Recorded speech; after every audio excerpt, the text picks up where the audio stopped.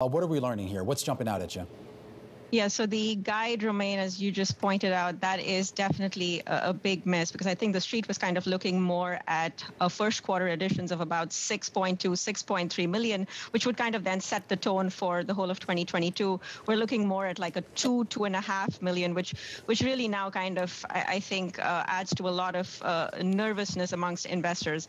And then again, if you look at the financial profile, the big story was that, we were pivoting more towards profitability, with operating margin kind of increasing by 300 basis points every year. But it looks like that's, again, going to be a little bit lumpy, because they were looking at 20% for 2021 and then about 23, 24% going out to 2022. But it looks like that's remaining pretty flattish into 2022. And Geeta, we spoke with you before this, and you were really looking at Squid Games, the success of that, the saturation of the U.S. market, what that means here for the international, the APAC region as well.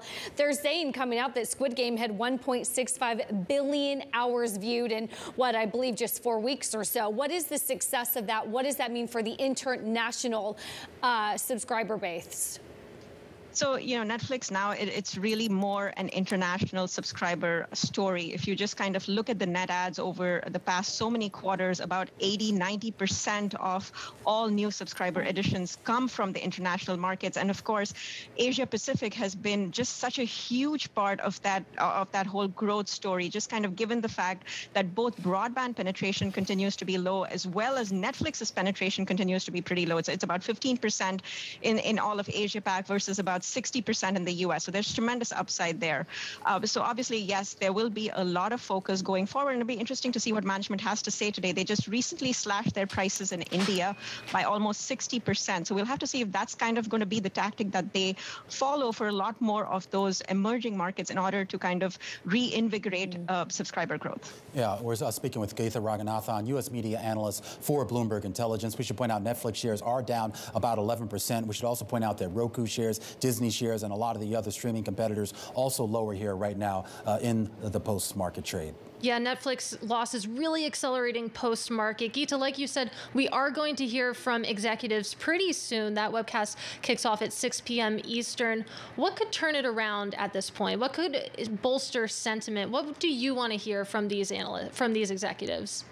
So I think really what most of the market was looking for and what investors were looking for was kind of that 1Q guide number, so that it would set the tone for the rest of 2022. The fact that it came in so light, I mean, we really want to understand the reasons behind that. I think some of the factors that they mentioned in their investor letter were that the COVID hangover hasn't really lifted just yet.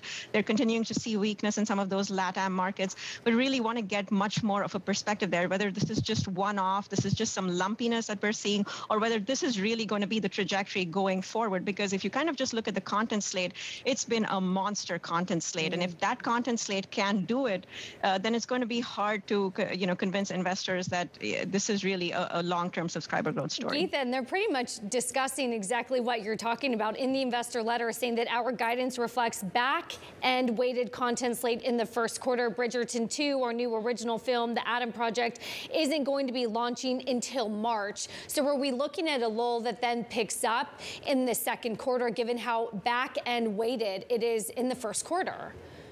That can definitely happen. And we saw that actually happen, many times that this has happened when you have a quarter where everything kind of gets lumped towards, more of the second half versus the first half. You kind of then see that surge in subscriber numbers. And it could be just that. It could just be that they're trying to take a more conservative approach, and they expect those numbers to kind of really pick up nicely as the quarter progresses.